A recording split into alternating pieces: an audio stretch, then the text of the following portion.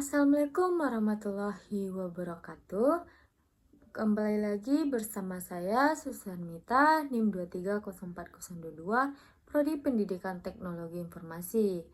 Nah, di pertemuan kali ini kita akan membahas tentang proyek akhir modul Super Ultra Panca. Proyek akhir. Tujuan pembelajaran ini, yang pertama, kita merencanakan, mengelola, dan menyelesaikan proyek desain grafis secara mandiri.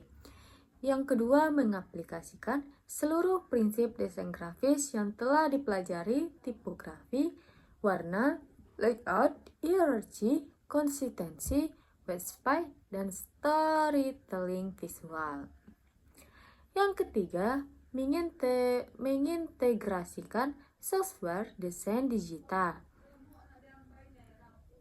dan teknik manual sesuai kebutuhan proyek.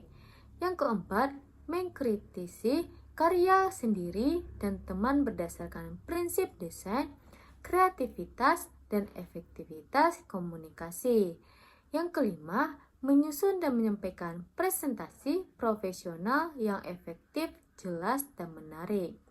Yang keenam, menerapkan strategi manajemen waktu, revisi, dan literasi untuk menyelesaikan proyek. Karya desain grafis mencerminkan penguasaan mahasiswa terhadap teori, prinsip, dan teknik desain grafis yang telah dipelajari.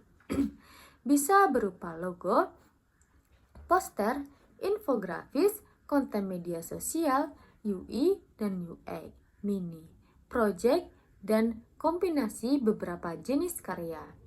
Tujuan dari proyek ini yaitu mengukur kemampuan mahasiswa menerjemahkan teori menjadi karya nyata, melatih kreativitas, manajemen proyek, dan problem solving, mengembangkan kemampuan presentasi dan storytelling visual, memberikan pengalaman langsung mengelola proyek desain dari awal sampai akhir. Tahap perencanaan yang pertama ada ide, brainstorming. Tentukan tema proyek sesuai minat, kemampuan, dan audiens target. Buat mindep, bedmore, atau sketsa kasar untuk mengumpulkan ide, fokus pada pesan utama yang ingin disampaikan. Penentuan medium dan platform digital, poster digital, sosial media post, infografi digital, UX atau UX, prototype, cetak brosur, banner, flyer, dan majalah. Pastikan medium sesuai dengan audiens. Penentuan alat dan software. Pilih software utama: Photoshop, Illustrator, CorelDRAW, Canva, Figma. Tentukan alat pendukung: tablet grafis, font library, icon asset, stock image, timeline, dan manajemen waktu. Buat jadwal tiap tahap, ide, sketsa, digitalisasi, revisi, finalisasi, presentasi.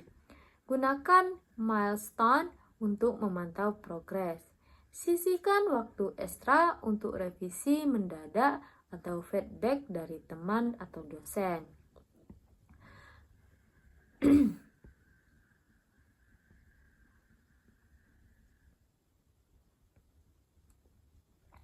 Pemilihan visual ilustrasi, foto ilustrasi, ikon relevan dan konsisten. Gunakan elemen visual untuk mendukung storytelling. Flow narasi visual. Susun alur visual, awal, inti, kesimpulan. Gunakan garis panah atau jalur visual untuk membantu mata audiens, sertakan CTL dan contohnya, poster kampanye sosial, headline besar, visual utama, gabung sekarang. Infografis edukasi statistik, ikon kategori, narasi ringkas, sumber data. Logo branding sederhana, mudah diingat, warna dan bentuk representatif.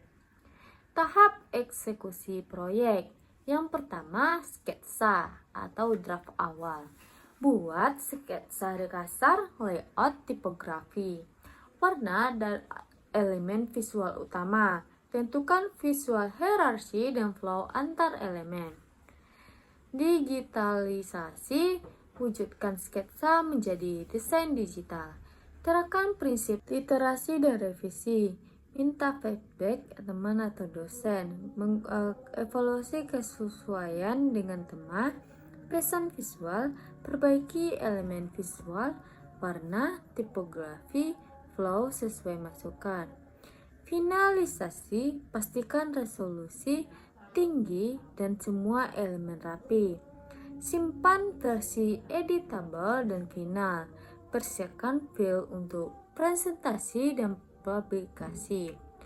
Contoh tema proyek dan analisis: branding, logo plus identitas visual perusahaan, produk fiktif, poster kampanye sosial, edukasi, promosi atau event, infografis, statistik digital atau cetak, konten media sosial, feed plus story interaktif, UI, UX, mini project, wireframe, dan prototype aplikasi sederhana.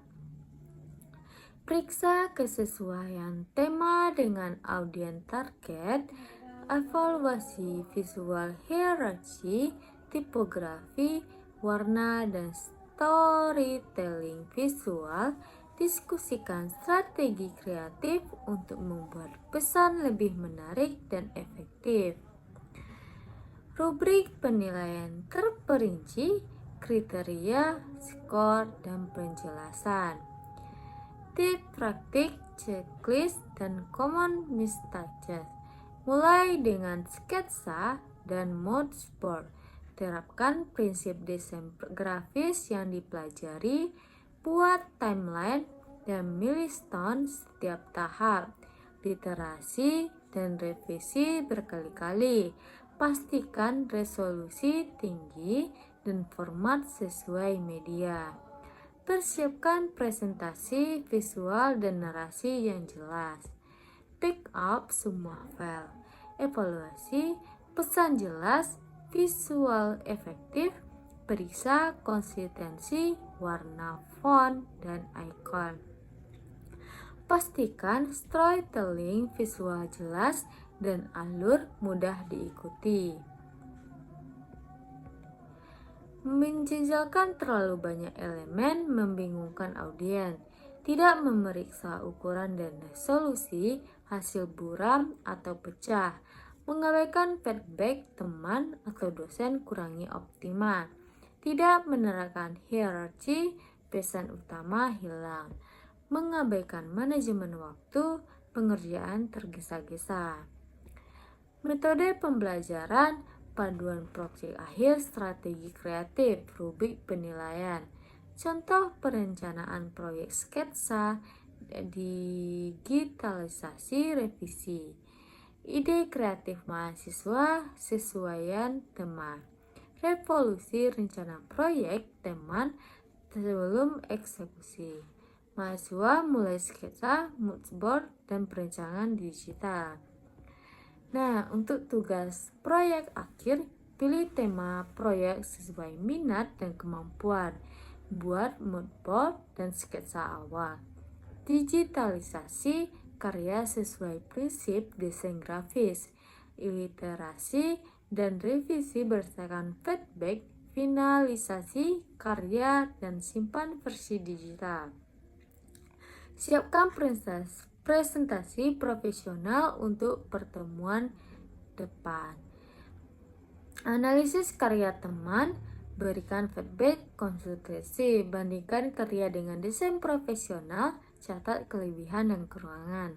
Buat daftar perbaikan, terapkan di versi final.